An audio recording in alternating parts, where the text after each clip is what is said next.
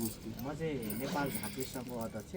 अहिले देशको सबै जिल्लाको झाँक्रीहरूलाई चाहिँ एउटा एकीकृत गरेर चाहिँ अहिले म काठमाडौँ बालाजुमा चाहिँ हामी नेपाल झाँक्री सङ्घ एउटा केन्द्रीय कार्यालय खोलेर बसेको छ। जुन तपाईँको मैले यो काम गरेको चाहिँ लगभग 12 वर्षदेखि हो। मेरो घर चाहिँ रामेछाप जिल्ला सुनपति गाउँपालिका गुन्ची भदौरे साँगुडारमा हो। जब म 12 वर्षको उमेरदेखि म झाँक्री भइसकेपछि चाहिँ सानै उमेरमा म काठमाडौँ आयो। अनि काठमाडौँ आएपछि यहाँ हाम्रो गणेशमान श्रेष्ठ छ, उहाँको चाहिँ वनस्थलीमा घर छ होइन। उहाँकै घरमा आएर चाहिँ म 12 वर्षको उमेरदेखि चाहिँ मैले झाँक्री काम गरेर बसेको। र मैले झाँक्री काम गर्दै जाँदाखेरि मैले बिरामीको सेवा भावले मैले उपचार गरेँ होइन। सेवा भावले उपचार गरिसकेपछि यस्तै काम्ने छोप्ने होइन हरेक देउता आउनेहरू धेरै नै आयो भक्तहरू। अनि आइसकिसकेपछि मैले सबैलाई उतारेर होइन, कोहीको जुजु बाजेहरू आउने, कोहीको कुल आउने होइन, सबैलाई उतारेर चाहिँ मैले लगभग 700 देखि 800 जना चाहिँ यस्तै ढ्याङ्ग्रो ठोकेर नाच्ने नै मैले आफ्नो चेलोहरू तयार गऱ्यौँ होइन। अब यो तयार गरिसकेपछि मलाई कस्तो लाग्यो भने पक्कै पनि भोलिको दिनमा यो यत्रो झाँक्री त छ होइन, यसलाई पनि एउटा समाज एउटा चाहिँ तपाईँको यसलाई पनि जगेर्ना गर्नलाई सङ्घ संस्था चाहिन्छ भनेर चाहिँ हामीले सरकारसँग जोडेर चाहिँ नेपाल सरकारसँग जोडेर चाहिँ हामीले नेपाल झाँक्री सङ्घ खोल्यौँ। नेपाल झाँक्री सङ्घ खोलिसकेपछि हाम्रो नेपाल झाँक्री सङ्घ सबै सदस्यहरू दर्ता गरेँ। अनि दर्ता गरिसकेपछि मैले के सोच आयो भने नेपालमा अहिले विकृति फैलाउनु त धेरै छ होइन। तपाईँ हामीले देखि नै रहनु भएको छ सामाजिक सञ्जालमा। अघि पनि हाम्रो गणेशमान श्रेष्ठले भन्नुभयो टिकटक लाइभमा आउने अनि तपाईँको हरेक बिरामीलाई चाहिँ तपाईँको लुटतन्त्र गर्ने 1-2 जना फटा झाँक्रीहरूले गर्दामा चाहिँ हाम्रो धामी झाँक्रीहरूको पनि नाम गयो क्या। तपाईँ कस्तो हुन्छ भने धामी झाँक्रीमा मात्रै होइन, डक्टरमा होस् होइन, तपाईँको ड्राइभर होस्, सबै राम्रो हुन्छ भन्ने हुँदैन नि त होइन। 1-2 जनाले गलत गयो भने त नाम तपाईँको नाम जान्छ नि होइन। हस्पिटलको पनि कतिपय ठाउँमा तपाईँको विवादहरू आइरहन्छ होइन, 1-2वटाले गर्दामा चाहिँ तपाईँको समस्या आउँछ भने हाम्रो धामी झाँक्रीमा पनि 1-2वटा विकृति फैलाएको भएर चाहिँ समस्या आएको। तर यो समस्याको समाधान गर्नुपर्छ भनेर चाहिँ हामी नेपाल झाँक्री सङ्घ अगाडि बढिरहेको छौँ। हामी नेपाल झाँक्री सङ्घले नेपालमा अनुगमन समितिहरू पनि खडा गरिसकेको छौँ। भोलि विकृति फैलाउने धामी झाँक्रीलाई चाहिँ कारबाही गर्नुपर्छ होइन। नेपाल सरकारसम्म चाहिँ लगेर त्यस्ता जुन गलत गर्ने धामी झाँक्रीलाई कारबाही गरेर नेपाल सरकारसम्म लगेर कारबाही गर्नुपर्छ भनेर हामीले अनुगमन समिति चाहिँ लगभग हामीले 235वटा चाहिँ हामीले बाइक टोलीहरू मात्रै खडा गरिसकेका छौँ काठमाडौँमा है। अब हामीले अहिले झाँक्री बोलाउन चाह्यो भने हामीसँग तपाईँको 3-4 हजार 5-6 हजार झाँक्री त त्यत्तिकै बजारमा झरिन्छ। तर हामीले एउटा अनुगमन समितिहरू तयार गरिसकेको छौँ होइन। तपाईँहरूले हाम्रो नेपाल झाँक्री सङ्घ युट्युब च्यानलमा पनि गएर हेर्न सकिन्छ होइन। हाम्रो झाँक्रीहरू कति रहेछ होइन, झाँक्री सदस्यहरू कति रहेछ भनेर तपाईँले हेर्न सकिन्छ।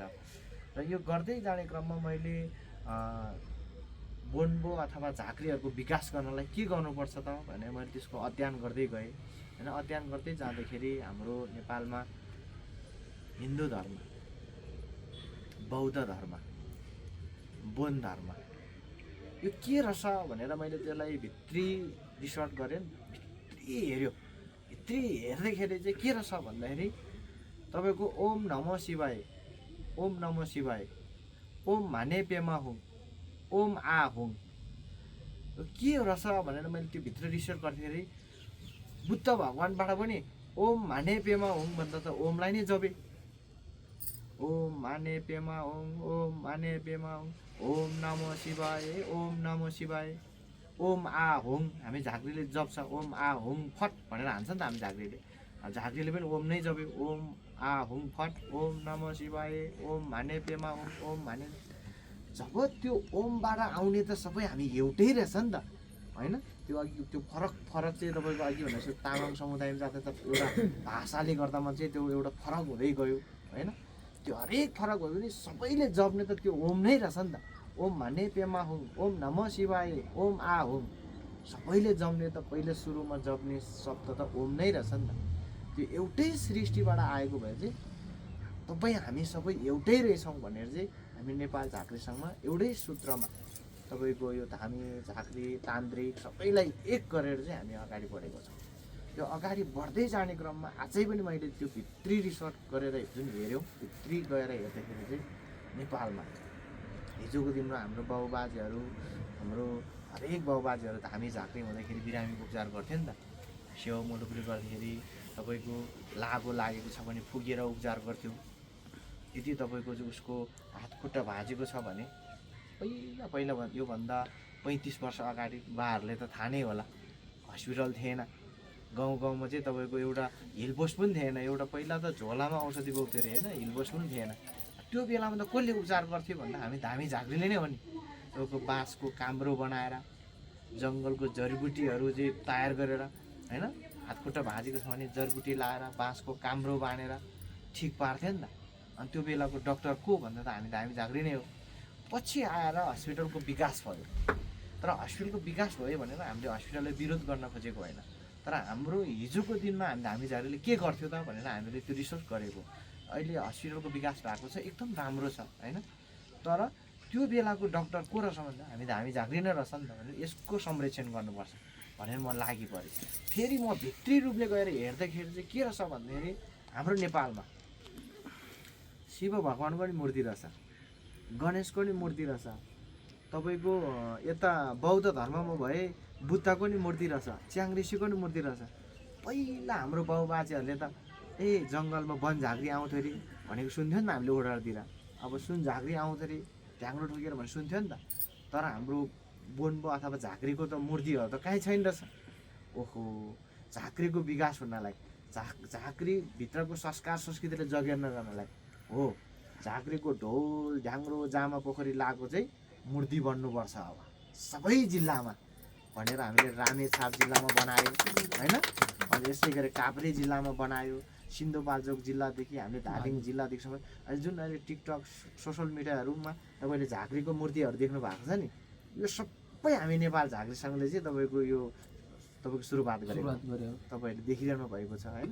यो चाहिँ झाँक्रीको पनि बन्नुपर्छ भनेर चाहिँ हामीले सबै ठाउँमा बनाएर आएको। अनि त्यही भएर हाम्रो धर्म संस्कार संस्कृतिलाई जगेर्ना गर्नुपर्छ। अघि नै मैले भने नि, यो रिसर्च गर्दाखेरि भाषा फरक होला, नेवारले नेवार भाषाबाट गर्ने फरक होला, तामाङले तामाङ भाषाबाट गर्ने फरक होला, लिम्बूले लिम्बू भाषाबाट गर्ने फरक होला। भोलि तपाईँको हाम्रो चाहिँ जुन तपाईँको ज्योतिषभित्रको हो नि तपाईँको एउटा चाहिँ त्यो भित्रको संस्कृत भाषा पढ्यो भने हामीले बुझ्छ त, बुझ्दैन नि त, त्यो भित्र पनि फरक भाषा हुन्छ नि त। हो त्यस्तै आफ्नो भाषा फरक होला, तर जप्ने त एउटै हो नि त। मैले अघि भन्छु ओम भाने पेमा हुम, ओम नमो शिवाय, ओम आ हुम। के जप्यो त भन्दाखेरि जसले पनि पहिला सुरु गर्दा त ओम नै जप्यो, त्यसैबाट आएको सन्तान चाहिँ हामी एउटै हो, यसको चाहिँ संरक्षण गर्नुपर्छ भनेर चाहिँ अहिले हामी अगाडि बढेको छौँ है। सम्पूर्णलाई नमस्कार।